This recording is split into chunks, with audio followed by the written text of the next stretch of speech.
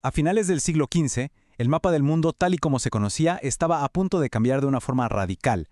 Hoy vamos a analizar ese momento clave que lo hizo posible, las grandes exploraciones marítimas europeas. Y la pregunta es fascinante, ¿no?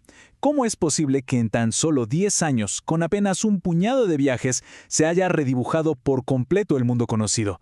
Bueno, vamos a meternos de lleno en esa historia. Primero lo primero, ¿qué fue lo que empujó a los reinos europeos a lanzarse al mar? Porque, ojo, no se trataba únicamente de un espíritu aventurero. Pensemos que, hacia el final de la Edad Media, los reinos ibéricos de Castilla y Portugal no eran precisamente ricos en recursos, de hecho, eran bastante limitados. Y esa escasez se convirtió en el gran motor, en el incentivo perfecto para empezar a mirar hacia afuera, hacia el Océano Atlántico. Ahora, uno podría pensar que todo esto fue gracias a la nueva tecnología. Y sí, claro que la brújula y el astrolabio ayudaron, pero la verdadera clave del éxito, el factor decisivo, no estaba en los instrumentos, estaba en el conocimiento práctico, en la experiencia casi artesanal de los marineros para entender los vientos y las corrientes. Y aquí está el verdadero cambio de juego, la financiación. En la década de 1480, las expediciones marítimas empezaron a dar ganancias.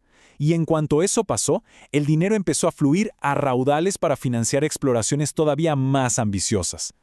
Con la oportunidad sobre la mesa, era inevitable que comenzara la competencia. Y vaya si lo hizo. Veamos cómo esto se transformó en una rivalidad feroz entre las dos potencias marítimas del momento. Por un lado, Castilla, con ayuda de exploradores franceses, empezó la conquista de las Islas Canarias allá por 1402. Y esto fue una jugada maestra, porque para finales de siglo, las Canarias se convirtieron en una plataforma de lanzamiento vital para los futuros viajes hacia el oeste. Mientras tanto, Portugal, que no logró asegurarse las Canarias, tomó un camino diferente. Se pasó prácticamente todo el siglo XV avanzando paso a paso por la costa de África, preparando el terreno para una ruta completamente distinta, una que miraba hacia el este. Esta rivalidad fue el caldo de cultivo perfecto para lo que vendría en la década de 1490. Una década en la que tres figuras clave se embarcaron en viajes que, literalmente, lo cambiarían todo. El primero, claro, el navegante genovés Cristóbal Colón. Fue él quien convenció a los monarcas de Castilla para que financiaran una idea bastante atrevida, un viaje directo hacia el oeste. Lo curioso es que su objetivo nunca estuvo del todo definido. Era más bien flexible. Podía encontrar islas, un continente o una ruta a China. Su viaje hacia el oeste por el Atlántico lo llevó a un descubrimiento totalmente inesperado. Y esto fue solo el comienzo de otros 3 viajes. Por supuesto, las noticias del viaje de Colón se esparcieron por toda Europa y otras potencias se unieron a la carrera. En 1496, el navegante veneciano Juan Caboto consiguió que Inglaterra apostara por él. La expedición de Caboto tomó una ruta más al norte y así estableció un reclamo inglés en América del Norte.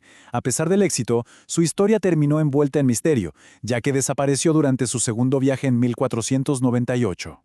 Y ese mismo año, en 1497, Portugal hizo su gran jugada. Decidieron enviar a Vasco da Gama para completar el viaje que sus marineros habían empezado a trazar décadas antes. Así que mientras España e Inglaterra miraban hacia el oeste, el viaje de Vasco da Gama hacia el este, bordeando África, por fin cumplió la gran ambición que Portugal había perseguido durante décadas: llegar a la India por mar. Abrió una nueva ruta comercial y desató enormes cambios económicos en Europa. El hecho de que estas 3 expediciones tuvieran éxito casi al mismo tiempo provocó un impacto inmediato y simplemente asombroso. Piénsenlo. En menos de 10 años, el océano, que siempre había sido una barrera infranqueable, se convirtió de repente en un puente. Un puente que conectaba continentes de formas que antes eran sencillamente inimaginables. Y esta tabla lo resume muy bien. Colón, Caboto, da Gama, cada uno buscaba sus propias rutas y oportunidades. Pero la suma de sus esfuerzos reveló algo que ninguno esperaba: un mundo muchísimo más grande y complejo de lo que nadie sabía. Y claro, estos primeros éxitos abrieron la veda. A partir de ahí se produjo un verdadero efecto dominó. Otros navegantes como Alonso de Ojeda y Pedro Álvarez Cabral los siguieron casi de inmediato.